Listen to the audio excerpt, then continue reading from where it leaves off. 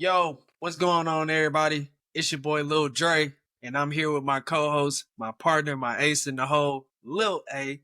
As you can see today, unfortunately, we are without our third co-host, the Rifle Raphael Rhodes. Big Um, ups to yeah, Raphael. as y'all can see, last time I was out, and today he's out. But you know what? The show must go on, as we are the Let Me Say This podcast. And on today's episode, I'm gonna let Lil A get this thing jumped off. First of all, I haven't been called Lil A in like almost 15 years, and I'm far from Lil A, and I don't think they want that side of me to come back ever. I've kind of grown out of that. But hey man, I'm checking my phone. My phone been silent. I've been getting calls from frauds, and I know a fraud when I see one. And there's a fraud looming in the NBA. Granted, that team has kind of been injured, but hey, facts are still the facts. Cleveland Cavaliers are now down 3-1. They're going back to Cleveland game 5, but you think they're gonna close? You think they're gonna force a game 6, or you think they just get closed out? I know they're gonna probably fight to the end, but that don't Yeah, change. The outcome is. I think I see one of those wow, we made it to 6, type situations. Yeah. I definitely see this being one of those situations where um you get that extra game and you're like we saw this One happening, game mentality. and I said it a couple episodes ago. I said it during our series, even though we got swept, man, the Cavaliers are frauds. They look like that number one Seahawks team, like we talked about. Kind of very, very similar, multiple all-stars, a team that looks good 1 through 10 or 1 through 7, whatever the rotation is, and playoffs. But some of the things that I talked about in previous episodes, man, they getting out coached, they getting outplayed, the injury bugs biting at the wrong time. It's playoff basketball now. It's really no excuse at this point. You gotta put up or shut up. But Cleveland being the 1 seed and really getting walked down and pretty much played off the floor by Indiana, who is extremely hot right now. This Yes. game, this series, practically, honestly, should be over tomorrow.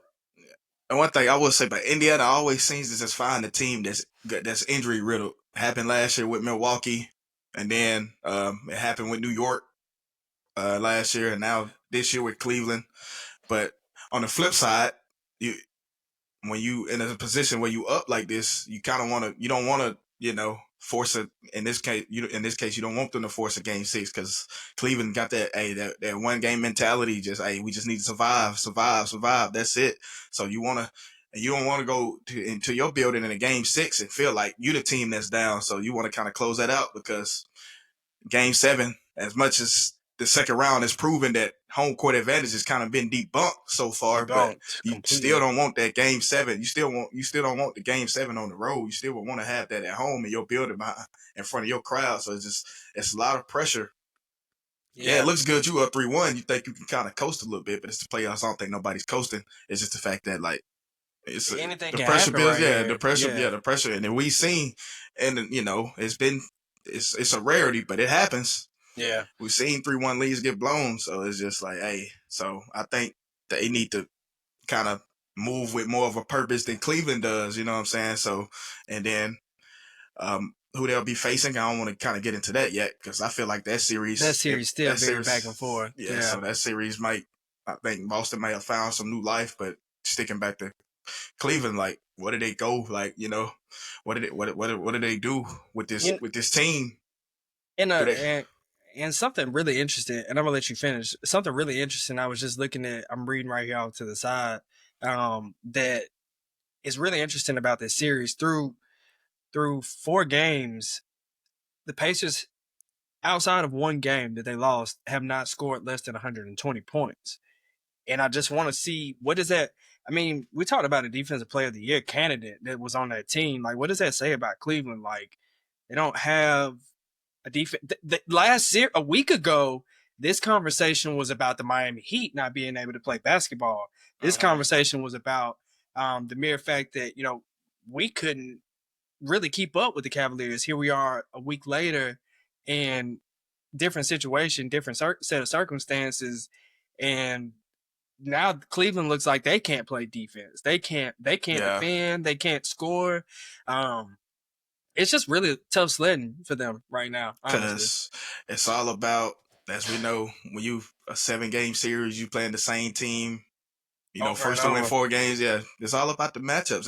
As we seen in the Minnesota, Los Angeles, guess what? Lakers didn't have. They didn't have a lot of depth, and they didn't have a big man. So guess what? It came back to bite them. It looked good in the regular season, but when you going against a team somebody that could just, even a Rudy Gobert, as much flack we give him, somebody can go out there and do something like that. It's just hey. So the Pacers kind of give Cleveland a fits on both ends, honestly, and then especially like when the game where no DeAndre Hunter, no Evan Mobley, and no Darius Garland, like when it's just Donovan Mitchell pretty much by himself, like what is the team supposed to do when it's one guy out there basically giving it his Yeah. all, almost scoring 50, and then you got the Indiana Pacers, they got guys getting 15, 20 points, you know what I'm saying? So it's just On a like, nightly basis. yeah, so On a nightly when basis. when your team is healthy and your team is not healthy, it's gonna look like that. It's basically comes down to attrition, and that Yeah. goes into any sport, any team trying to make a championship run. Usually, the last team standing is usually the team that's gonna usually win. So It's they gonna be might is have the a one few that's the gnats. healthiest. They might have a couple players that might be down, but other than that, the majority of the core is still there. So Yeah. this is just one of them situations, and we see it every postseason. So that's why, like, when people try to devalue teams' championships, well, this player was on the team, they probably wouldn't have made it. It's just like, and we could make a case for any. I know off the top of my head, Any it's of like those five teams. teams. Yeah, it's like five Any of teams those that teams. I can make a case for them not having to win it, them not winning the championship because a player was one or two players might have been missing off their separate teams. So it's just like, so hey, man, Yeah. it's a I little bit mean, of luck involved.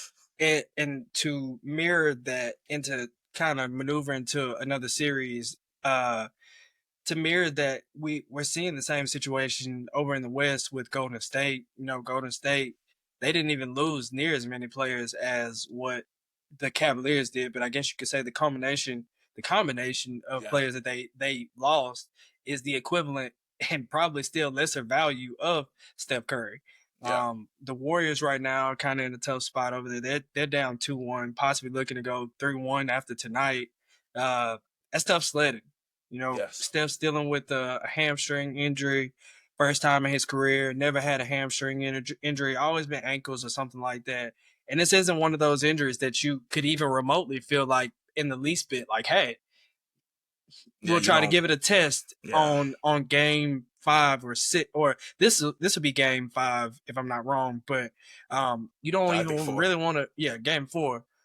You don't even want to really test it game 5. You really don't even Nah. want to test it game 6. Like, honestly, I told people, after that game, Steph was probably out for the series, Yeah, especially when you they said it can't. was going to be a week. Yeah, you can't. um it's just, unfortunately, for the Warriors, and not to take away from the Timberwolves, who I think are playing phenomenal basketball. I feel like they are doing really good as a team.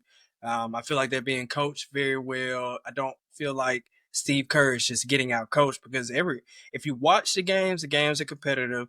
Jimmy Butler went for 30 in the last game. Wasn't enough to propel them. Yeah, He's still a he's still a first option that really wants to operate as a second option.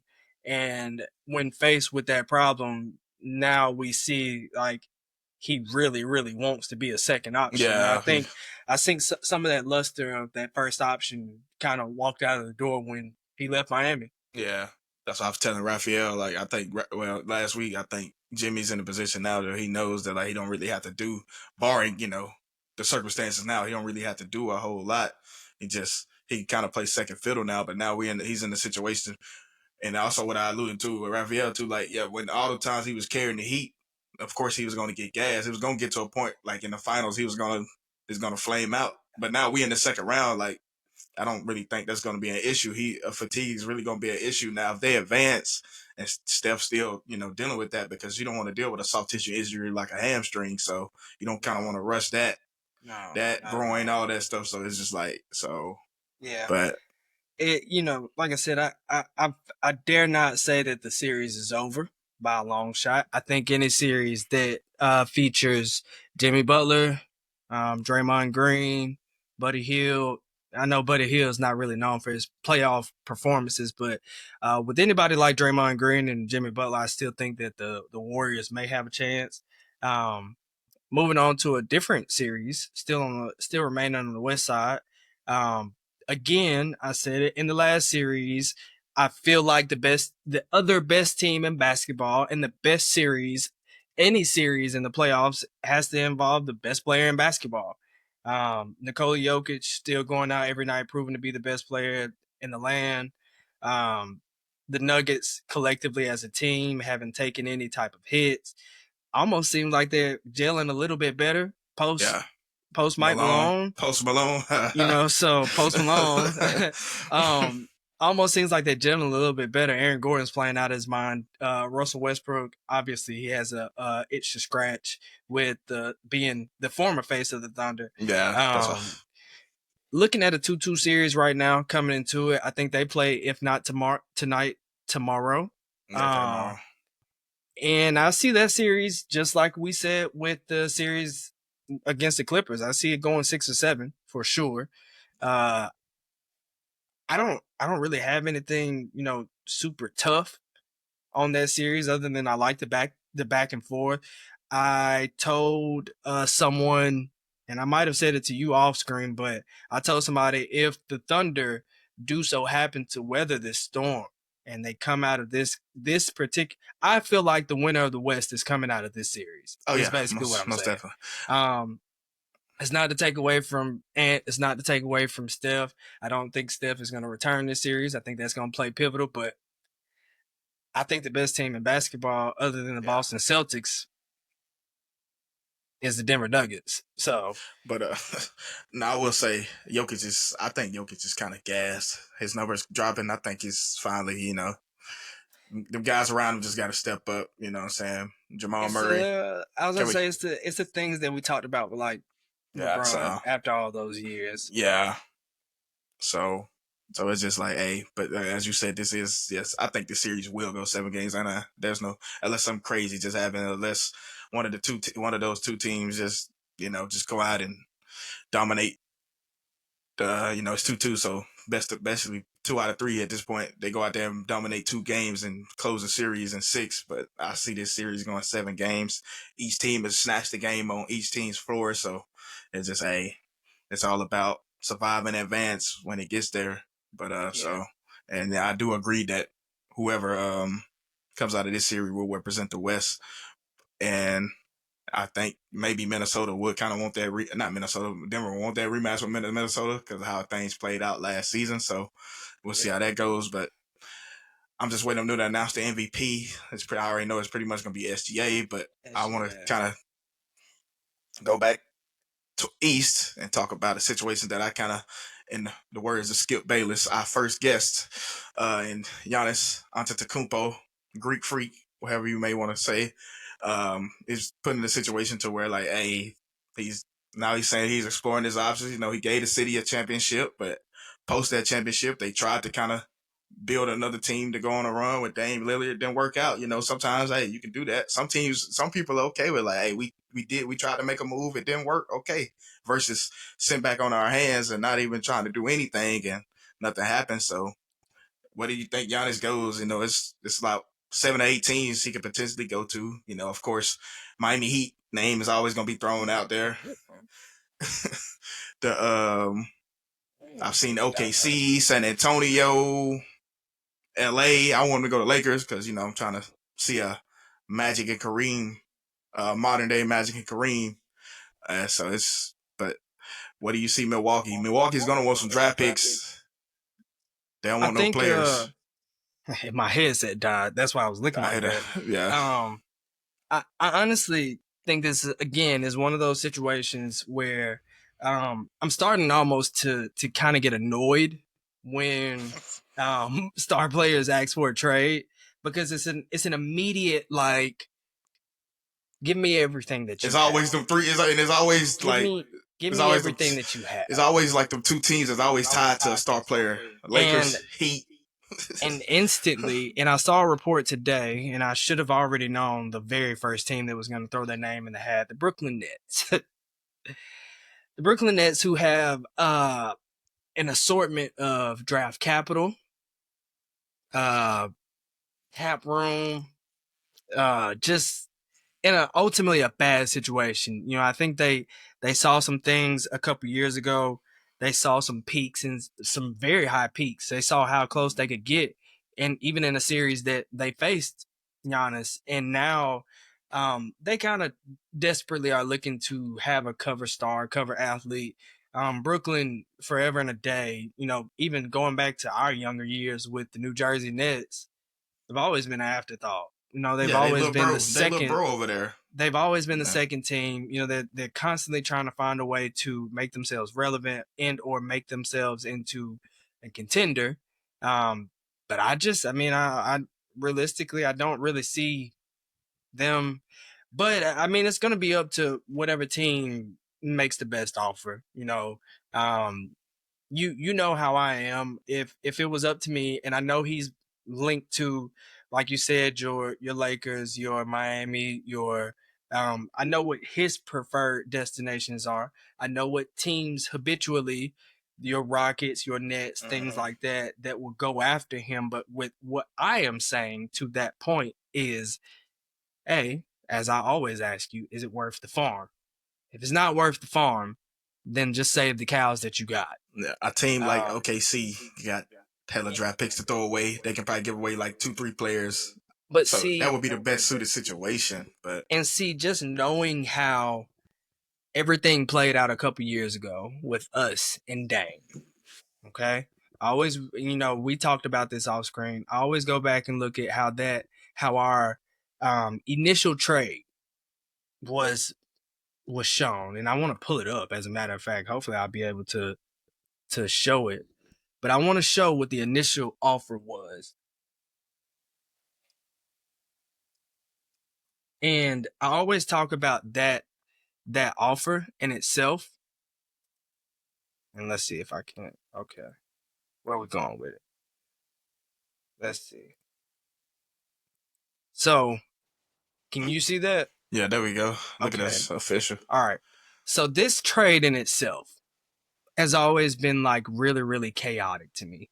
We proposed a trade package for Dame that was reportedly built around Tyler Hero, 2 first-round picks for 2028 and 2030, and we tried to move Kyle Lowry or Duncan Robinson. All right. The reason that I am so keen on not making trades like that is because when you look at the hindsight of a trade like that, and I believe that's what we offered. That's not what they wanted. If I'm not wrong, they wanted Tyler Hero, Bam Adebayo, uh, Jamie, Jamie, Jamie Job, Triple J, for those who don't know, and about 3 first-round picks. Those are 3 guys that I watched play all year for us. Tyler Hero was an all-star for us. We picked up Khalil Ware this past offseason, like I talked about last episode, which ended up being really, really fructious for us. This Giannis trade is going to be of that value. It's going to be of that level. It's going to be of that magnitude. But it's all about whether or not Giannis actually requests a trade. And it's different, because a couple years ago, somebody showed a video of Giannis walking out with a trash bag full of waters, And and the that's how bubble. much he loved Milwaukee. Does he still love Milwaukee the same, or does he love the game of basketball now to the point where he wants to go out find another championship? So it's 2 answers to this question. I think yes, he probably still loves Milwaukee, but I think the writing's on the wall as far as the situation. So he wants to kind of get out. He don't want to waste because he's 30 now. You don't want to waste the rest of your prime because he probably got no telling. He could probably pull a LeBron, but I'll just say he got 5 good years left. I'll just say that you don't want to just sit up there and waste those 5 good years, flame it out in the first round, not even making it to the conference finals, not even stuff like so. You would want to go somewhere in the situation where them 5 years at least. Yeah, a championship, a finals appearance. You'd have made the conference finals a bunch of times. So like, you did what you could do in them 5 years. Because I was gonna ask that question, hypothetically speaking, without a jump shot, something that to me kept Kevin Durant. And Kevin Durant, surprisingly, even as tall and lanky as he is, and how people thought he wouldn't make it because of how small he was, He's made it 18 years in this league, mostly because he has an amazing jump shot. KD at this point, although used as a first option, a primary ball handler a lot this year with the Suns, did a lot of pin downs, a lot of off screens. I saw somewhere on Twitter where he was answering questions and he talked about the fact that he likes being off ball now. Um, how does Giannis operate? You know, like you said, aging, declining, losing some skill sets. He really isn't. He really is still the same downhill driver that he used to Mhm. be. He doesn't quite do it as near as often as he used to. How does that factor into this trade as well, in your mind? Well, I think it's a lot of teams that don't play defense. I will say that. And then it's a lot of teams that, as we've seen, when he struggles, like series what the versus the Raptors in 2019 and versus the Heat, where they kind of basically walled up on him because the guys around him weren't making shots, so that played a part into it as well. So, but if you go to a team where they got, the shots are falling, like just say Giannis in Boston, no Jason Tatum, but you got and Jaylen Brown, but you still got Derek White, Peyton Pritchard, and Al Horford and players like that knocking down threes. It's gonna open up pass to the basket. So you go to a team that you can just it can open up the floor because guys are hitting their shots. It's a good situation no matter how old he is. You know what I'm saying?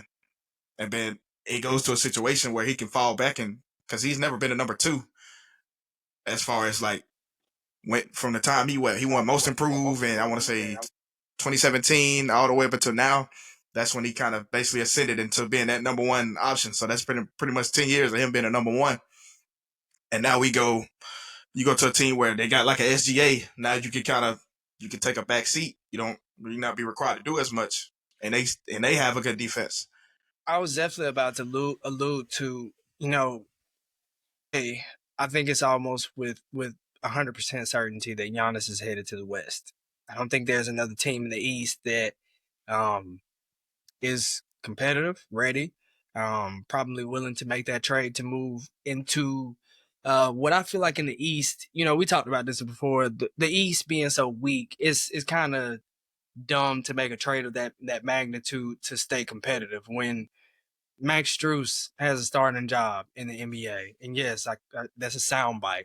Max Strus has a starting job in the NBA still. Duncan Robinson had a starting job in the NBA. These are guys that in the West Heat culture, baby. wouldn't even hold a torch to Austin Reeves. And yes, I'm using some white guys for reference, but um, you know, at this point, I think like you said, Giannis ultimately A is headed out west. B, and more importantly, headed to Damn, probably a dog. young team. So, like you said, OKC is probably if I was OKC, I'd and let me stop. Let me say this, or let me ask this. Let me ask this. I mean, it goes hand in hand. Let me ask this. That's a If sub you show. are That's if you are the Thunder, if you're Max Presti right now, Sam, by the way. Sam Max Strus is in my mind. If you're Sam Presti right now and you don't get out of this series, how hard do you push to make the trade for Giannis? So I would kind of sit back. I'd give it some time. I wouldn't want to react off impulse just because we lost the series. As much as we bring up injuries, it might be a situation where a SGA went down or a Chet went down or even a Jalen Williams or a J Dub. So you don't want to kind of just react. So be so quick to react. You would kind of want to you know play it by ear. Maybe do the Nico Harrison and Rob Palinka. Hey, you want to go have a cup of coffee and then let's work this out. So Yeah. and versus we lost. This is what we need to do. No, you don't want to kind of you want to kind of look at your roster and see what you can do. Maybe we can run it back. But as far as get to championship, sometimes you do need to make that adjustment to get yourself over the hump. And Giannis would most certainly, if Giannis goes there and signs an extension for like 4 years, they're going to be favored at 4 years. I was about to say it Yeah, definitely gives them at least that 4 year window to yeah, do they're going to be something. favorites 4 years. So And the second highest rumored team for him to go to right now being the Rockets. Rockets to me, similar situation as the Thunder, maybe not as potent, maybe not as much in draft capital that they'll have over time, but same situation to me. You know, you got a young core with a really good coach, some draft capital, like you said, the same thing, 4 year window with a budding superstar that should be able to take them over the hump. I want to ask this though: when it comes to the Rockets, who do you think they come off of? Alfred Şengün or Jalen Green? And we seen what Jalen Green just put out in the playoffs. He young, benefit of the doubt. But who do you think they'll trade? So, to me, this is very similar and right in line with the Sabonis trade.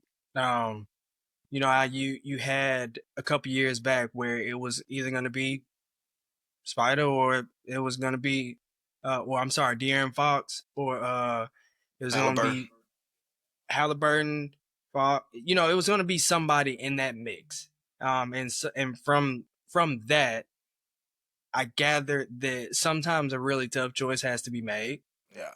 And in that situation, the Halliburton for Sabonis trade kind of worked out for both sides. Sometimes you got to be willing to pull that trigger to see, like, hey, you may be able to grow here. And I'm guessing what I'm saying is Şengün is the more movable piece, because you can kind of plug and play Greek right into that same spot, and he can do the same things, if not a little bit better. But I don't think Van Vliet, Dylan Brooks, without Jalen Green, and they're aging, they have big contracts. You kind of want to bring, you want to have your star. If you ask me, I would just trade him out for the big. Okay. Yeah. Fair.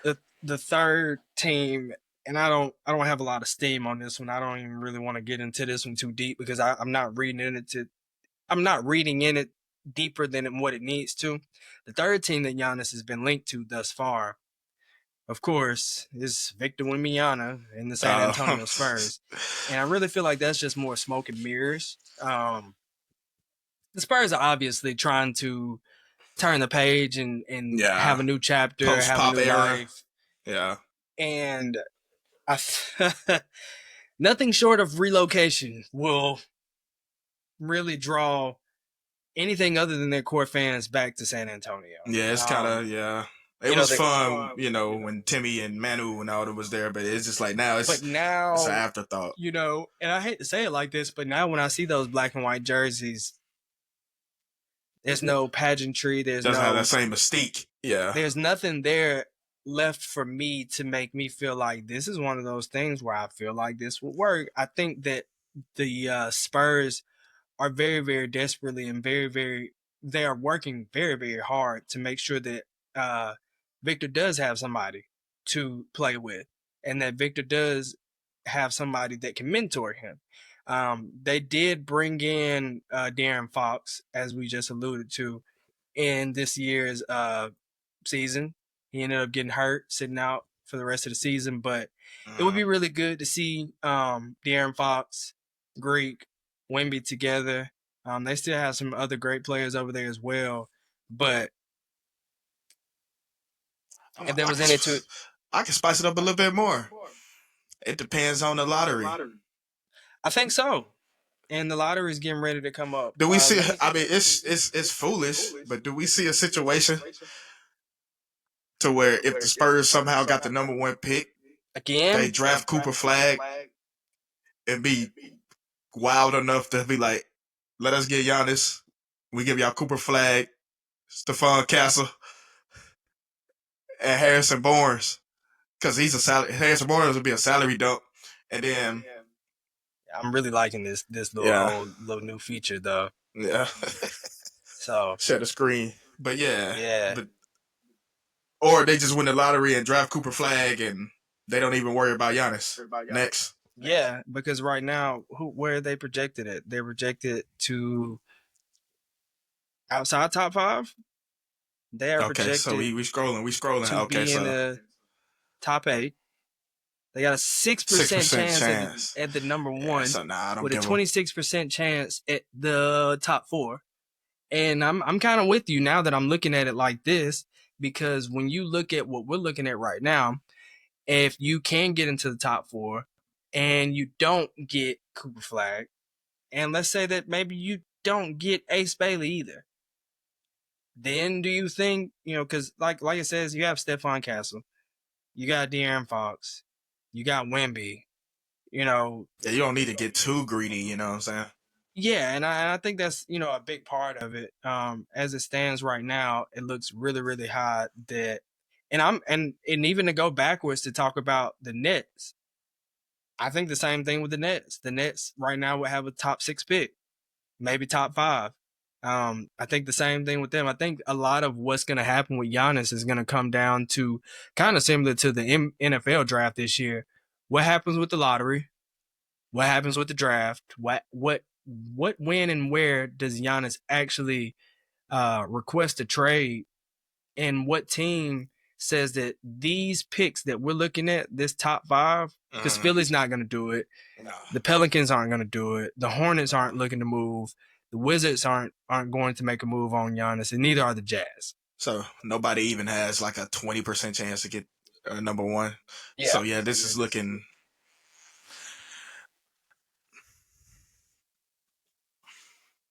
And yeah, and as much as I hate to want to try to bring in like a conspiracy side of this, is just like, and as much, and it'll be very hypocritical of me to even say what I'm about to say, but it's just like I bring up in an episode promoting players in small markets, but then when you get a number one pick like that, do we really want him in Utah? No, you don't want him Like, somewhere where it's a small market, and yeah, that's just the God's honest truth. Like you yeah. really don't like, and I'm going against my own argument because I'm sitting here lobbying for guys that established guys that are already in smaller markets, saying that your number one pick, Utah Jazz. yeah.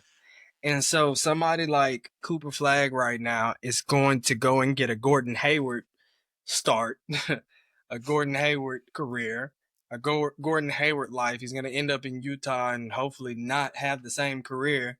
And that's no disrespect to Gordon Hayward. It's just a thing where I'd much rather, like you said, I'd rather the 76ers somehow end up with the number one pick and somehow get Cooper Flag.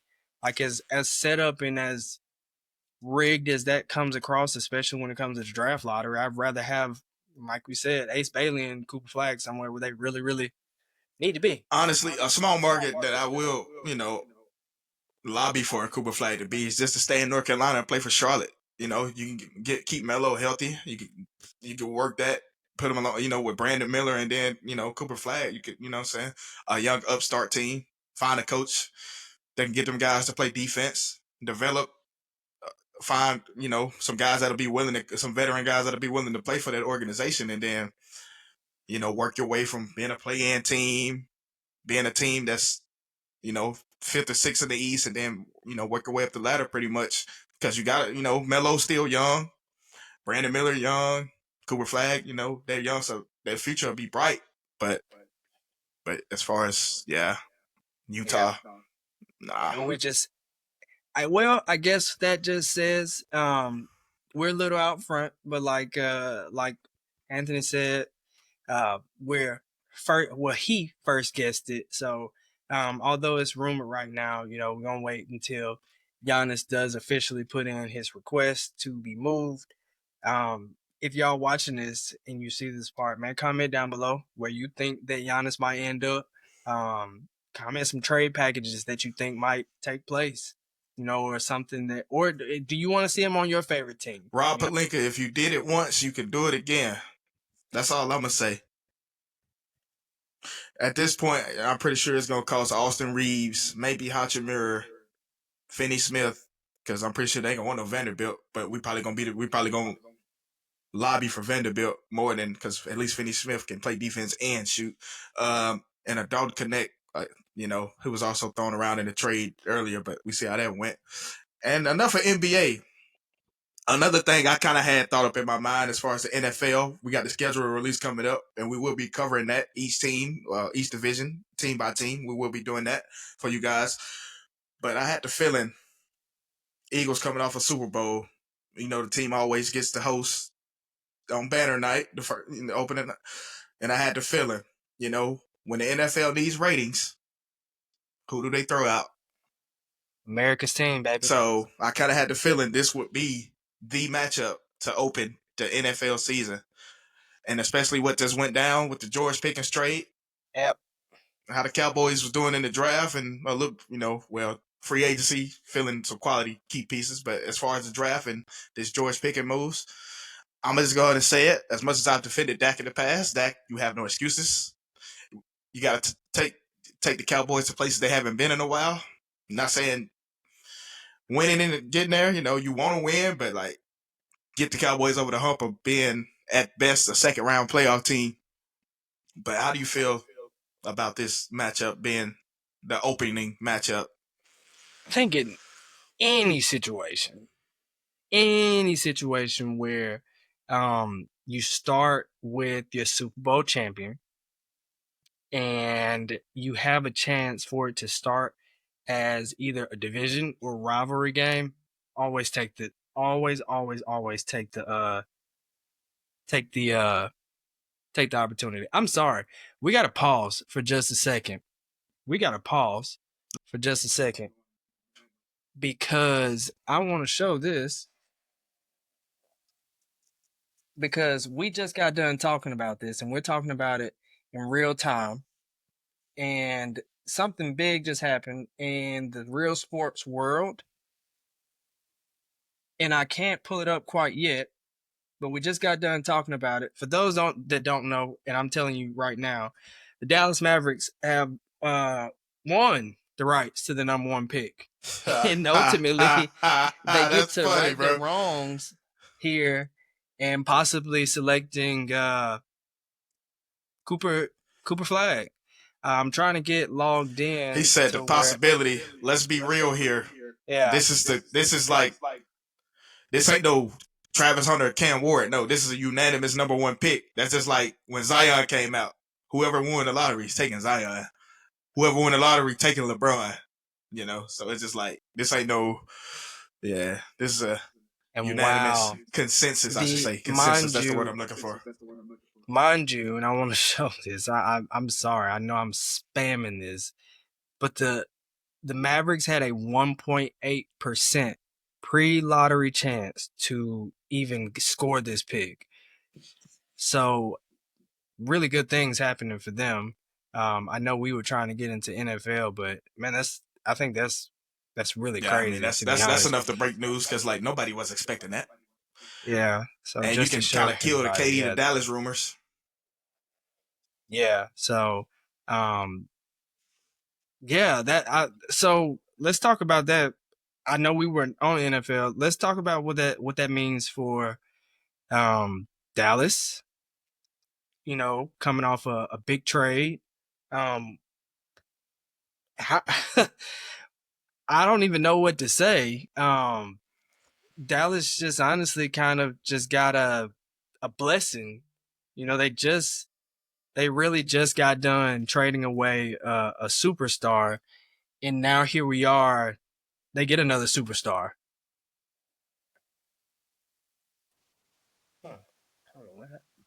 Uh-oh. Did I go away for a second? Or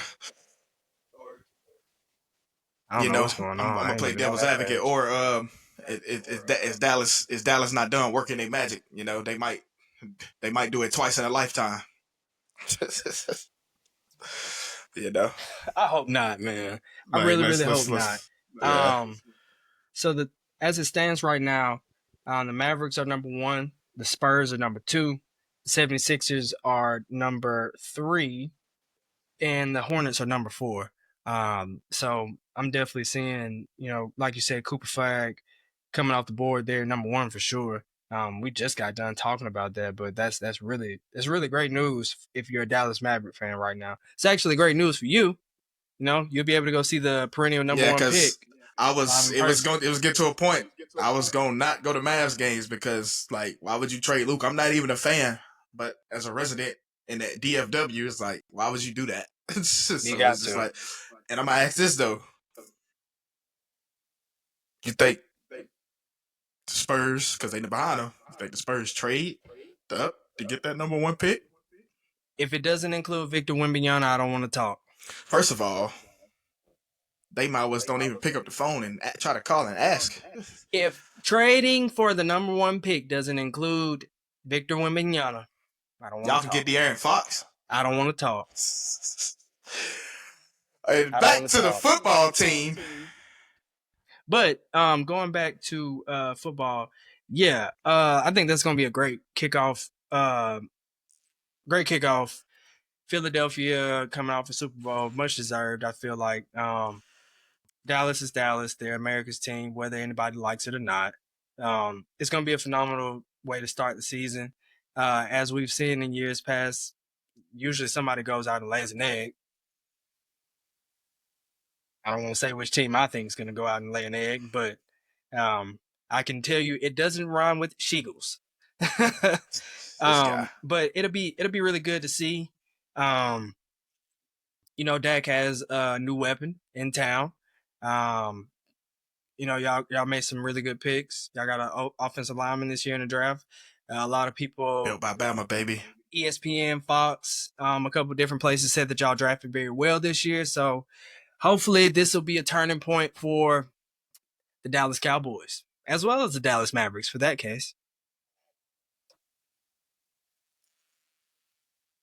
As far as the Cowboys, the jury's still out. Just got a new head coach. So, but I like what he's doing. Like, as I alluded in the last episode we did, I like what he's doing as far as trying to reestablish a culture, like putting Dak and Micah's locker next to each other and stuff like that, making guys kind of stand up and introduce and getting everybody in the building familiar with each other, creating that family fun, family environment, stuff like that, little stuff like that. But as far as this matchup goes, this is a division opponent. You play them twice a year, you know them.